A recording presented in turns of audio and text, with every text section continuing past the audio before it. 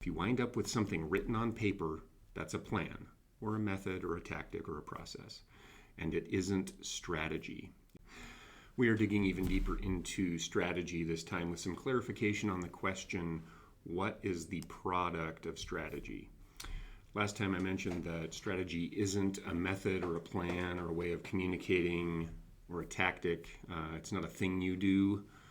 And so let's dig a bit deeper into what that means and focus on the fact that strategy isn't a work product. It's not like I said, not a method. It's not a tactic. It's not a process. It's not a way of getting your brand on TV. Those aren't strategies. That's not what strategy really means.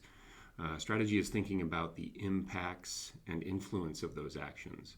Strategy is analyzing what may or may not happen and then considering what might need doing after those events happen or don't do, things you might not want to do. The simple way to evaluate whether or not you are strategizing is this. If you wind up with something written on paper, that's a plan, or a method, or a tactic, or a process, and it isn't strategy. If you are actively analyzing, discussing possible results of your proposed action, the risks, the rewards, impacts to your reputation, and how the business landscape may change in the future, then you're engaged in strategy. These evaluations should be happening on a daily basis. This isn't a once a year thing, and in the modern era, it's not even every 6 months.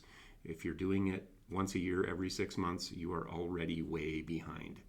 This needs to happen every single day.